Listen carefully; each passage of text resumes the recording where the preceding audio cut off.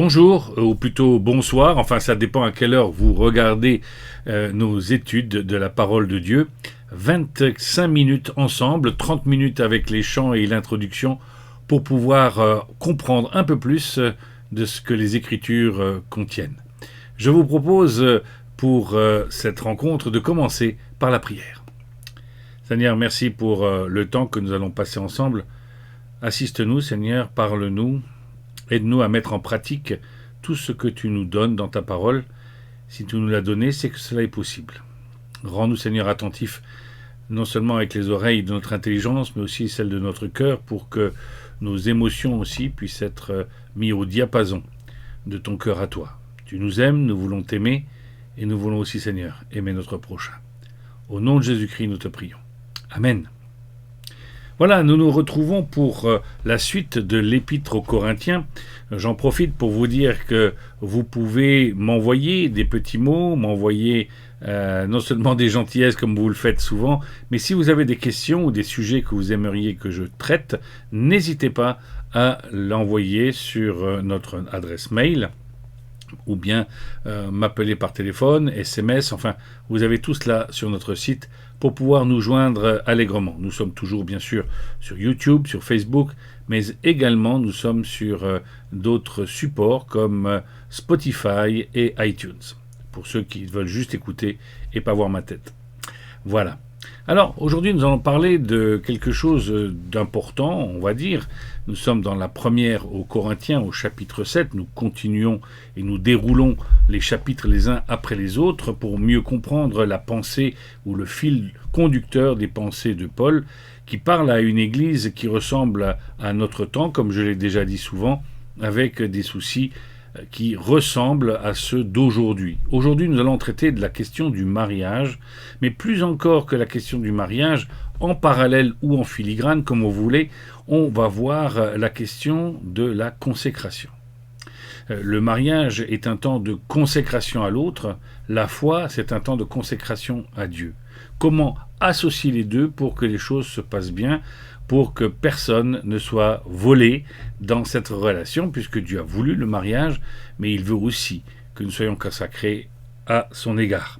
Pour cela, je vais commencer par un texte qui se trouve dans l'évangile de Luc. Pendant que vous cherchez la première aux Corinthiens au chapitre 7, j'aimerais lire avec vous Luc 10, versets 40 à 42, où on nous parle particulièrement de ce que c'est que la consécration.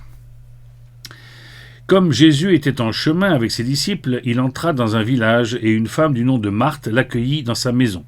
Elle avait une sœur appelée Marie qui s'assit aux pieds de Jésus et écoutait ce qu'il disait. Marthe était affairée aux nombreuses tâches du service. Elle survint et dit « Seigneur, ne te fait-il rien que ma sœur me laisse seule pour servir? Dis-lui donc de venir m'aider. » Jésus lui répondit « Marthe, Marthe, tu t'inquiètes et tu t'agites pour beaucoup de choses, mais une seule est nécessaire. Marie a choisi la bonne part, elle ne lui sera pas enlevée. » C'est un texte que certaines personnes d'entre vous connaissent.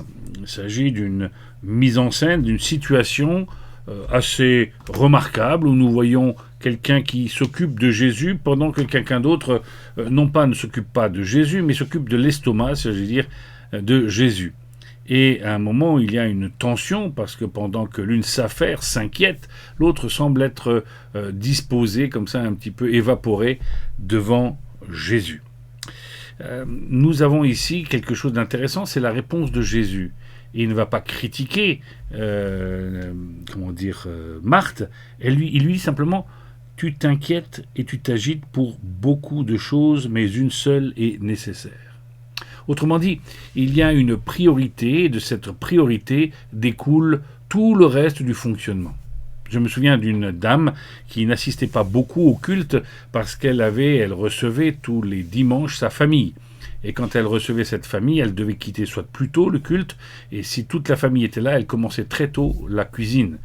Et cela lui faisait défaut, elle se sentait pas bien, elle avait envie de plus, mais son mari et ses enfants, particulièrement les garçons, avaient un bon coup de fourchette et il fallait préparer beaucoup de choses. Et voilà que lorsque nous discutions ensemble, je lui dis la chose suivante. Et si ce jour-là, tu faisais quelque chose de plus simple, quand tout le monde arrive à la maison, fais un plat collectif, des pâtes, spaghettis ou que sais-je, quelque chose de relativement rapide à faire pour que tu puisses te tenir avec nous dans la présence de Dieu le dimanche matin. Après concertation et grande discussion avec les hommes de la famille, elle a choisi de changer de modèle et depuis, elle assiste au culte avec grande joie et aussi avec le soutien des autres personnes de sa famille. Il y a un ordre de priorité qu'il ne faut jamais oublier. C'est intéressant parce que le mot inquiéter, lorsque nous en regardons l'étymologie, le sens original, eh bien nous voyons que c'est être tiraillé entre deux directions en même temps. Autrement dit, de temps en temps, et je suis sûr que cela vous arrive aussi, il est difficile de faire la part des choses dans notre quotidien entre ce que nous voudrions consacrer à Dieu et ce que nous devons consacrer, au quotidien, à nos familles, à nos enfants, à notre travail. Cherchez d'abord le royaume de Dieu et le reste vous sera donné en plus. C'est encore un exemple ici que nous avons dans le texte que nous allons lire dans la première aux Corinthiens au chapitre 7. Une seule chose est nécessaire, il est dit à Marthe, et de la même manière, dans ce texte, on nous dit qu'il faut que la consécration soit juste, équilibrée, mais surtout dans le Seigneur, afin que cela puisse enlever notre côté anxieux, calmer nos contradictions, et nous mettre en paix les uns avec les autres, dans le couple en particulier, mais aussi dans la communauté. Dans la communauté de Corinthe, les tensions se font autour du mariage sur la question du chapitre 7. Il y a des personnes qui disent que parce que le Christ va revenir, c'est leur manière de voir à ce moment-là, il allait revenir immédiatement, eh bien, il vaut mieux être consacré, être trouvé consacré. Et d'autres disent, mais moi j'aimerais continuer ma vie conjugale. Je suis aussi croyant, mais j'ai envie de continuer ma vie conjugale. Et ceci des fois du côté masculin comme féminin. Nous avons aussi d'autres situations qui sont compliquées. C'est ceux qui voulaient se marier, se disent, est-ce que si le Christ revient, est-ce que je dois penser au mariage ou pas? Comment est-ce que je dois faire mes priorités? Et puis finalement, il y a aussi ceux qui vivent les tensions dans un couple. L'un est devenu chrétien et l'autre ne l'est pas encore ou ne l'est toujours pas. Eh bien, c'est important de voir que toutes ces questions occasionnaient justement des tensions, des tiraillements, autrement dit des inquiétudes, et Paul va essayer de répondre à ces inquiétudes afin que le mariage soit aussi un lieu de consécration et un lieu qui puisse voir Dieu honoré dans la famille.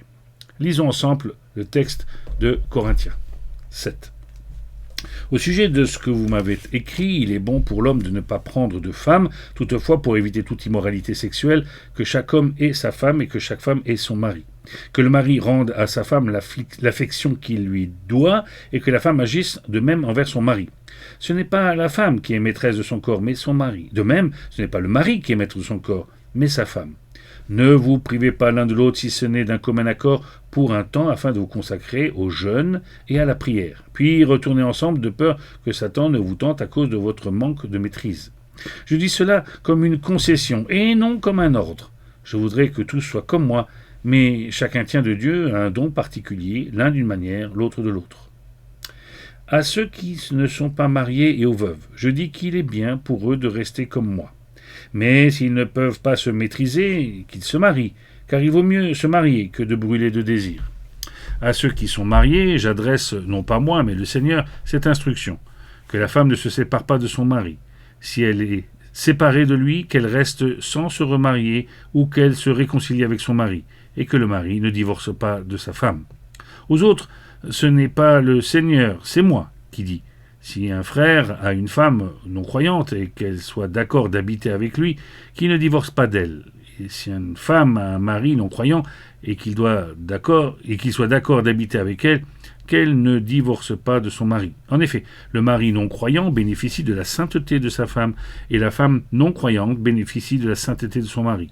Autrement, vos enfants ne seraient pas purs, alors qu'en réalité ils sont saints. Si le non-croyant veut se séparer, qu'il le fasse. Le frère ou la sœur n'est pas lié dans tel cas. Dieu nous a appelés à vivre en paix. En effet, comment peux-tu savoir femme si tu sauveras ton mari, ou comment peux-tu savoir mari si tu sauveras ta femme? Par ailleurs, que chacun vive selon la part que le Seigneur lui a attribuée selon l'appel qu'il a reçu de Dieu. C'est ce que je prescris dans toutes les églises. Quelqu'un est-il circoncis quand il était appelé, qu'il ne cherche pas à le cacher. Quelqu'un était-il incirconcis quand il a été appelé, qu'il ne se fasse pas circoncire. La circoncision n'est rien, et l'incirconcision n'est rien non plus. Mais ce qui compte, c'est le respect des commandements de Dieu. Que chacun reste dans la condition qui était la sienne lorsqu'il a été appelé. Étais-tu esclave quand tu as été appelé? Ne t'en inquiète pas, mais si tu peux devenir libre, profites-en plutôt. En effet, l'esclave qui a été appelé par le Seigneur est un affranchi du Seigneur. De même, l'homme libre qui a été appelé est un esclave du Christ. Vous avez été rachetés à un grand prix. Ne devenez pas esclaves des hommes, frères et sœurs, que chacun reste devant Dieu dans la condition qui était la sienne lorsqu'il a été appelé. Au sujet des personnes non mariées, je n'ai pas d'ordre du Seigneur, mais je donne un avis en homme qui a reçu du Seigneur la grâce d'être digne de confiance. Voici donc ce que j'estime bon, à cause des temps actuels de détresse. Il est bon pour chacun de rester comme il est. Es-tu lié à une femme? Ne cherche pas à rompre ce lien. N'es-tu pas lié à une femme? Ne cherche pas de femme. Si toutefois tu te maries, tu ne pèches pas, et si la jeune fille se marie, elle ne pèche pas. Cependant, les personnes mariées connaîtront des souffrances dans leur vie, et je voudrais les épargner. C'est ce que je veux dire, frères et sœurs, c'est que le temps est court, désormais, pour ceux qui ont une femme, soit comme s'ils n'en avaient pas, qu'ils soient comme s'ils n'en avaient pas, ceux qui pleurent comme s'ils ne pleuraient pas, ceux qui se réjouissent comme s'ils ne se réjouissaient pas, ceux qui achètent comme s'ils ne possédaient pas, et ceux qui jouissent de ce monde comme s'ils n'en jouissaient pas, car le monde dans sa forme actuelle passe. Or, je voudrais que vous soyez sans inquiétude.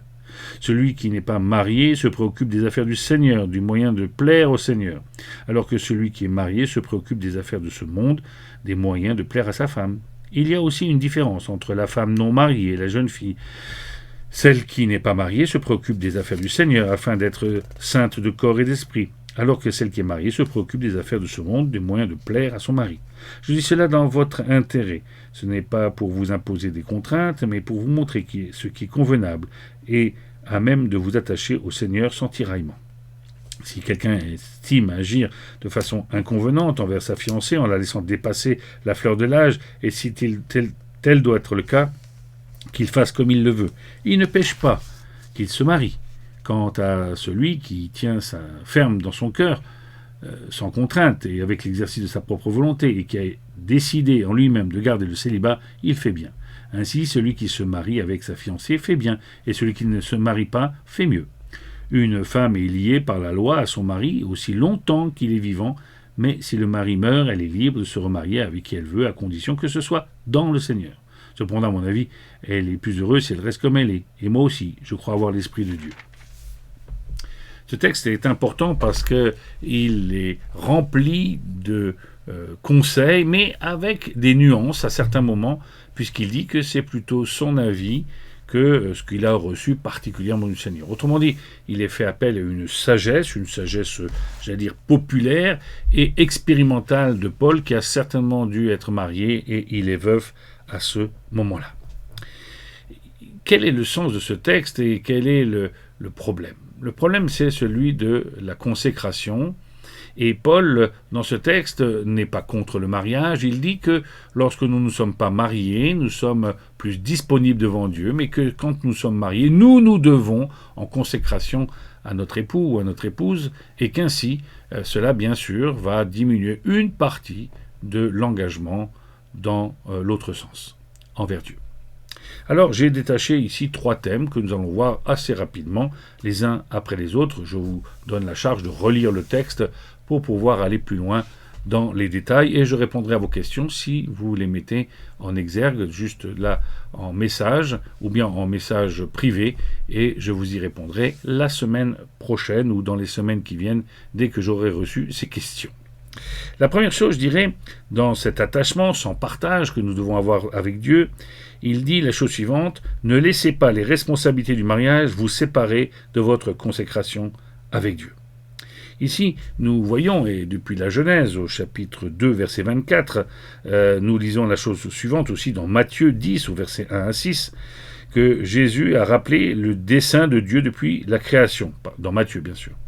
C'est pourquoi l'homme quittera sa mère et son père, et s'attachera à sa femme, et les deux deviendront une seule chair. Ainsi, ils ne sont plus deux, mais ils sont une seule chair, que l'homme ne sépare donc pas ce que Dieu a joint.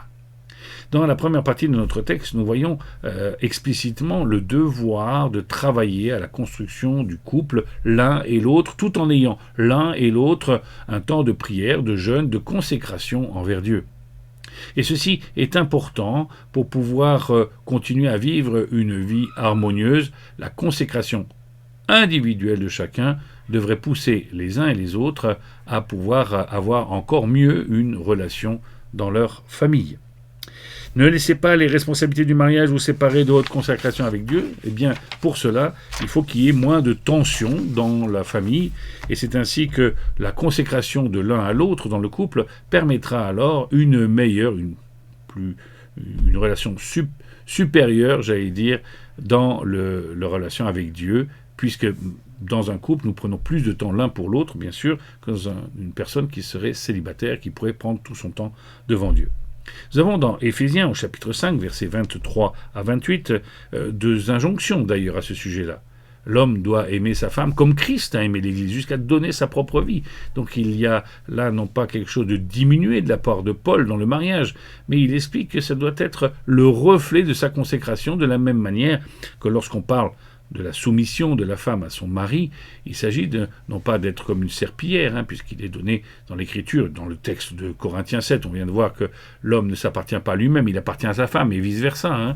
Donc il y a pas cette notion d'infériorité, mais il y a cette notion de se soumettre, c'est-à-dire d'accepter aussi la vie de son mari, de ne pas être en conflit, de ne pas générer de nouveaux conflits dans le couple. Cela veut dire aussi de pouvoir prendre du temps pour discuter, d'avoir une ouverture et d'écouter aussi ce que son mari dit. J'ai l'habitude de dire que ces deux textes, aimer sa femme, et qui est un ordre ici, et se soumettre, qui est aussi un ordre, sont deux éléments importants.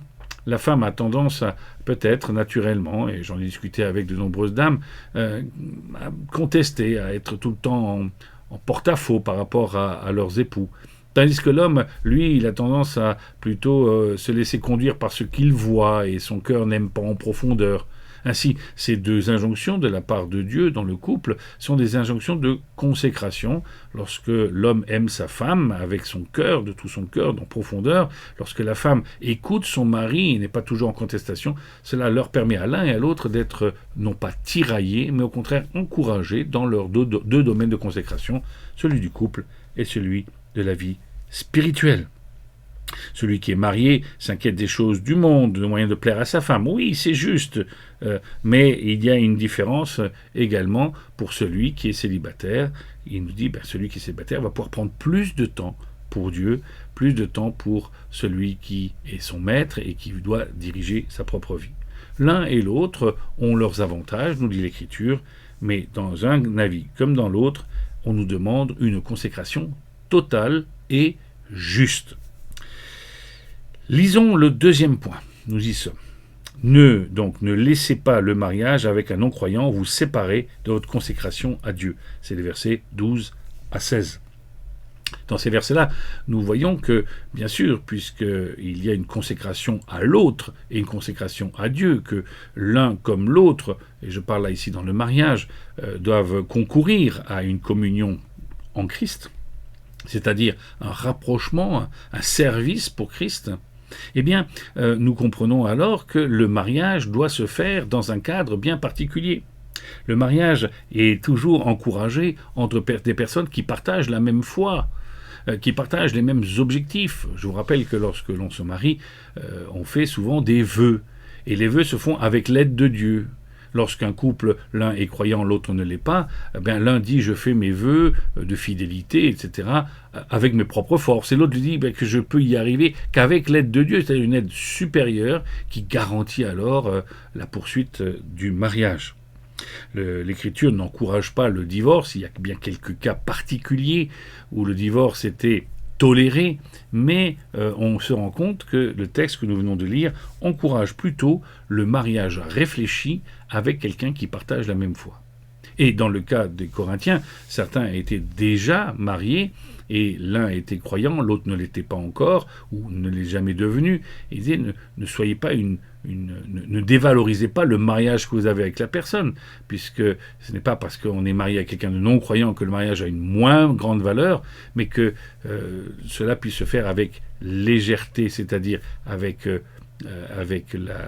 l'idée même que nous allons poursuivre quelque chose et ne pas lutter contre l'autre parce qu'il n'est pas croyant. Il y a cette idée que celui qui est non-croyant est béni, il est rendu à la sainteté par sa femme, c'est par la sainteté de sa femme ou de son mari. Ainsi, un couple où l'un est croyant, l'autre ne l'est pas, alors que, bien sûr, on ne parle pas de mariage au départ de l'un est croyant, l'autre n'est pas croyant. Il est dit que ces gens-là étaient mariés, l'un s'est converti, est devenu croyant et l'autre ne l'était pas. Eh bien, dans ces situations-là, nous voyons qu'il y a la poursuite de la relation avec l'idée que la présence de l'un devrait influencer l'autre dans le bon sens. Non pas que nous puissions convertir quelqu'un, c'est Dieu qui touche les cœurs et les gens qui répondent à cet appel, mais nous sommes plutôt dans une autre dimension, celle de la fidélité à nos engagements, la consécration à nos engagements. Ainsi, quelqu'un qui est devenu croyant et qui vit avec quelqu'un qui n'est pas croyant doit tout faire pour pouvoir être un bon témoignage. Mais maintenant, si l'autre ne veut plus de cette personne-là, on nous dit l'Écriture qu'elle est libérée. Ça ne faisait pas partie des listes des divorces possibles, mais ici on dit qu'elle est libérée. Comment comprendre ceci ? Le but d'un croyant est toujours de gagner quelqu'un à la fois, mais ceci sans gain sordide, j'allais dire, c'est-à-dire que lorsque nous sommes croyants et que nous nous associons à quelqu'un qui n'est pas croyant, nous ne croyons pas que nous allons le convertir ou la convertir. C'est toujours une démarche individuelle. C'est de notre responsabilité de pouvoir plutôt être un témoin sans y mélanger les sentiments. Voilà ce que nous dit le texte. Il nous faut pour cela être souvent patient, et c'est dans notre consécration à Dieu, dans la prière et le jeûne dont on parlait tout à l'heure, que nous pouvons souvent nous retrouver dans cette patience.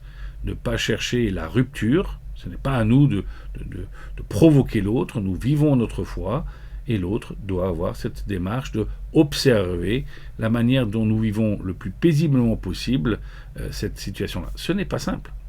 Mais en tout cas, ce texte, encore une fois, nous rappelle et nous renvoie à des textes de Paul, dans d'autres épîtres, où on nous dit de ne pas nous associer à quelqu'un qui ne partage pas la même foi, car la consécration serait alors beaucoup diminuée. Si cela est déjà difficile dans un couple où les deux sont croyants, imaginez de s'associer avec quelqu'un qui ne fait pas cette démarche-là. La consécration serait donc en grande partie freinée. Le troisième point que nous avons ici, c'est ne résistez pas de prendre la place à laquelle le Seigneur vous appelle. Ne résistez pas à cette place, à cet appel que Dieu vous donne. Ainsi, il va donner deux exemples, celui des célibataires et celui de ceux qui sont célibataires, qui veulent se marier. Il est dit dans notre texte que c'est un don, c'est-à-dire une qualité à pouvoir maîtriser, alors les ados diraient leur pulsion, à maîtriser leur désir aussi de tout ce qui accompagne le mariage. Bien sûr, on se marie avec quelqu'un et on désire avoir et mener une vie et faire un projet familial. Et donc la sexualité fait partie du mariage. Mais pour celui qui est pas encore marié, cela peut être une lutte, une difficulté. Alors plutôt que de faire n'importe quoi, Paul lui dit, tu peux te marier, mais n'oublie pas ton appel et ton service. Pour celui qui est célibataire et pour qui c'est un don et qui peut rester seul, il dit, ou la veuve, il dit, c'est mieux de pouvoir alors prendre tout le temps que tu as pour le Seigneur. Cela peut d'ailleurs être quelque chose dans le temps, quelqu'un peut avoir eu un temps de célibat relativement long et se marier plus tard, dans son âge plus avancé. Et je crois que c'est important de voir cela comme étant toujours sous le thème de la consécration. La consécration, c'est prendre du temps dans notre manière de vivre pour pouvoir laisser Dieu en premier dans nos relations.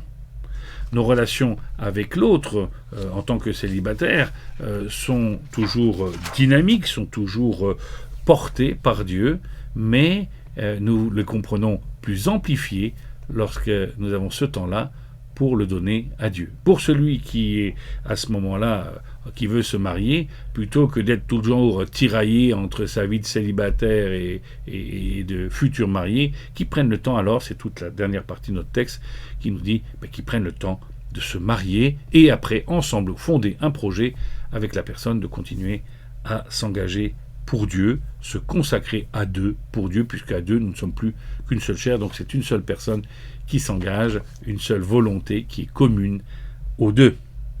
Quelle est notre application finale ? Dieu ne désire jamais que ses enfants s'engagent dans une mésalliance. Et pour cela, il nous rappelle dans les Écritures que Salomon a été tenté. Nous lisons ça dans la première de Rois, au chapitre 4, verset 29. Nous lisons cela, mais aussi en particulier dans 1 Roi 11, verset 1 à 11. Dans le premier texte d'un Roi 4, verset 29, on nous rappelle qu'il avait de la sagesse. Mais d'un seul coup, dans le texte de 1 Roi 11, verset 1 à 11, vous le lirez, on nous dit que le roi Salomon aima beaucoup de femmes étrangères appartenant aux nations dont l'Éternel avait dit aux enfants d'Israël, « Vous n'irez point chez elles ». Et à l'époque de la vieillesse de Salomon, ces femmes inclinèrent son cœur vers d'autres dieux. Faisons bien attention à cette idée de consécration, que rien dans nos engagements, ça peut être aussi alors d'une manière étendue à notre travail, à nos relations amicales, que dans ce qui est autour de nous, rien ne nous éloigne, ça peut être aussi dans le sport ou dans quelconque passion, que rien ne prenne la place de Dieu dans notre propre vie. Ainsi, le mariage est un exemple bien mis en évidence.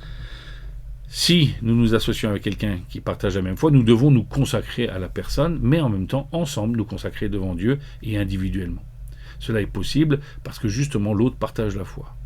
Il est donc conseillé dans notre texte de quoi que nous fassions, nous puissions réfléchir avec qui nous nous engageons. Un texte de l'Ancien Testament nous dit « Ne fais pas d'alliance avec quelqu'un qui ne partage pas les mêmes principes que les tiens. » Pas seulement moraux, mais aussi spirituels.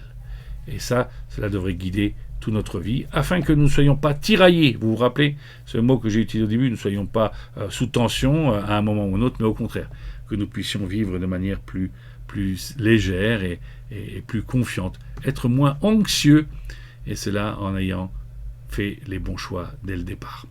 Je vous propose, il y aurait beaucoup de choses à dire dans notre texte encore, mais c'est ce que je crois qui ressort principalement de notre texte, cette idée de consécration. Prions ensemble.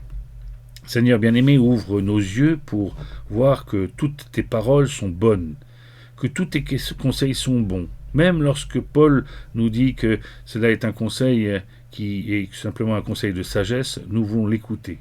Seigneur, tu es un Père aimant et le désir de ton cœur est de nous faire du bien et non pas de restreindre notre liberté.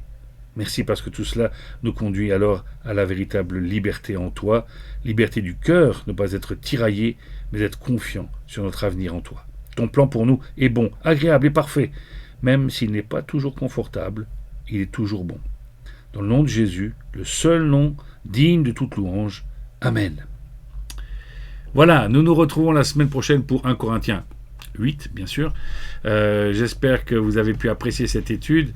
Elle est toujours rapide, nous ne voulons pas être trop long, mais elle veut être pour votre bien, pour le mien aussi, pour le bien des enfants de Dieu.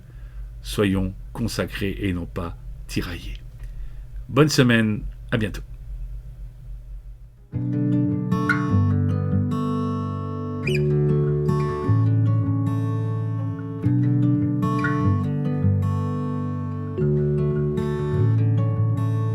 Je viens vers toi dans le secret, en ta présence, je veux rester.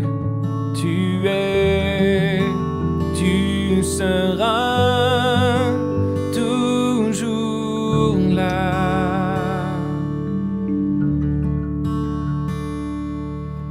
Tout contre toi, près de ton cœur, je peux entendre ta voix, Seigneur. Tu seras toujours là. Ébloui devant toi, Éternel.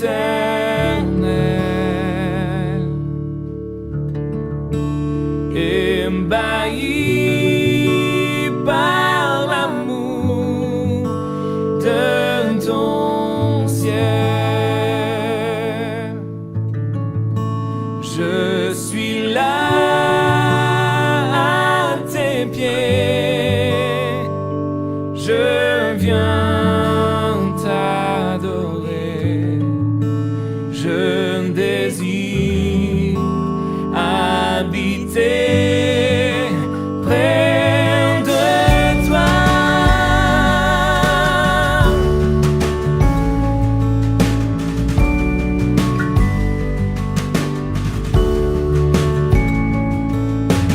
Je vois ton bras, je sens ta main.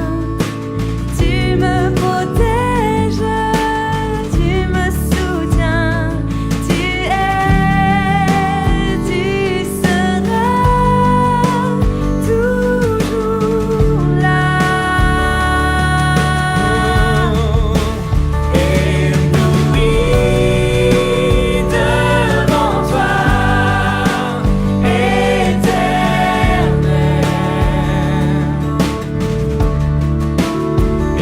Ébahi par l'amour de ton ciel. Je suis là à tes pieds. Je viens t'adorer. Je désire habiter près de toi.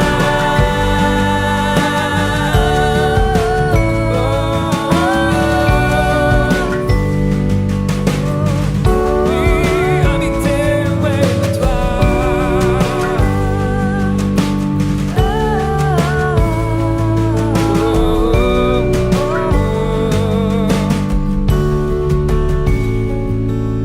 Oui, tu es ma lumière. En toi, j'ai un Père. Reçois